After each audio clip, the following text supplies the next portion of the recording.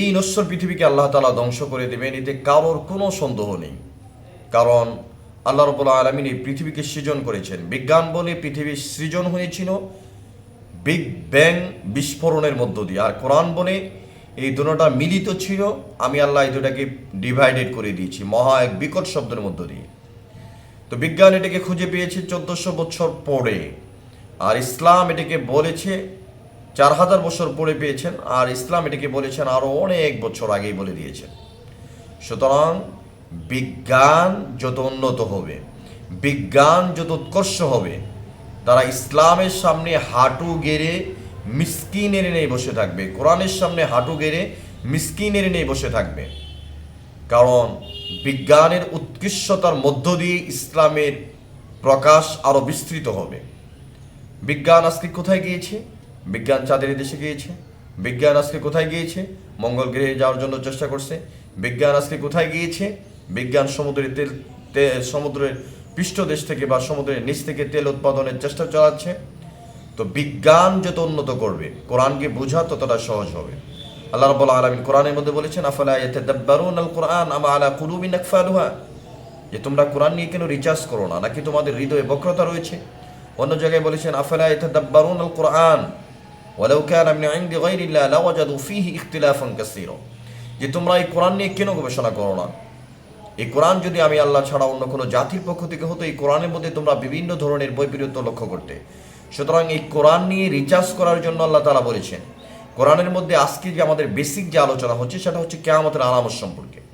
আল্লাহ রাসূল সাল্লাল্লাহু আলাইহি সাল্লামকে কিয়ামত সম্পর্কে জিজ্ঞাসা করা হয়েছিল, ইয়াসআলুনান নাস আনিস সাআহ ক্বালা ইন্নামা ইলমুহা ইনদাল্লাহ। আল্লাহ রাসূল সাল্লাল্লাহু আলাইহি সাল্লামকে জিজ্ঞাসা করা হয়েছিল কিয়ামত কবে হবে বা কিয়ামতের আলামত কি। তো আল্লাহ রাসূল সাল্লাল্লাহু আলাইহি সাল্লাম বলেছেন যে কিয়ামত কবে হবে এটা আমি জানি না, কিয়ামতের এলেম আছে একমাত্র আল্লাহর কাছে। ইয়াসআলুনাকা আনিস সাআহ কুল ইন্নামা ইলমুহা ইনদাল্লাহ ওয়া মা ইদরিকা লাআল্লা সাআতা তাকুনু করিবা, যে কিয়ামত একেবারেই অতি সন্নিকটে।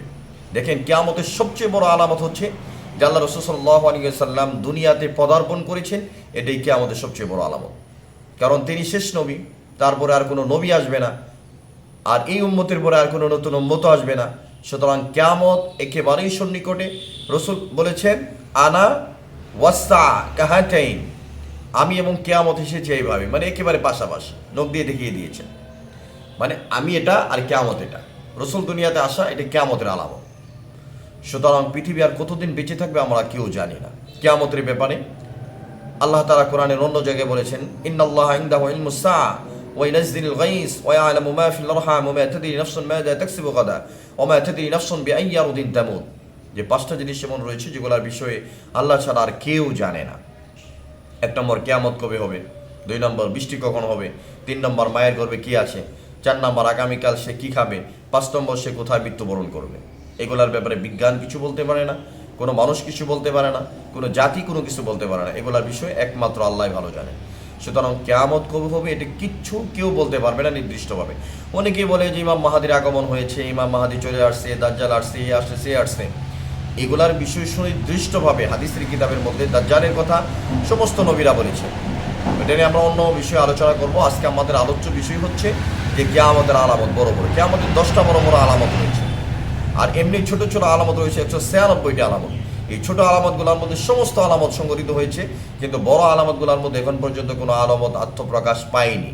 এই বড় আলামতের মধ্যে একটা আলামত হচ্ছে যে কিয়ামতের আগে আপনার আরব কান্ট্রিগুলো সহ বিভিন্ন দেশের মধ্যে বড় বড় ঝালঝালা হবে, ভূমিকম্প হবে। এরপরে কিয়ামতের আরও আলামত আছে, যেমন বড় আলামতগুলোর মধ্যে হচ্ছে কোরআন শরীফ উঠে যাবে, ইমাম মাহাদির আত্মপ্রকাশ হবে, ইয়াজুজ মাজুজের আত্মপ্রকাশ হবে, এরপরে মাটি ফেটে একটা প্রাণী বের হবে, সে কথা বলবে, এরপরে সূর্য পশ্চিম আকাশ থেকে উদিত হবে, এরপরে মানুষের থেকে বরকত উঠিয়ে নেওয়া হবে, পূর্ব দিক থেকে হেজাজ থেকে একটা আগুন আসবে, মানুষকে হাঁকিয়ে নিয়ে আসবে। এগুলো হচ্ছে কিয়ামতের সবচেয়ে বড় আলামত। এখনও যেহেতু এগুলো প্রকাশ পায়নি, সুতরাং কিয়ামত কবে হবে সেটা নিয়ে আমাদের প্রশ্ন না করে আমাদের এক সাহাবা আল্লাহ রসুলকে জিজ্ঞাসা করেছিল, রসুল কিয়ামত কবে হবে?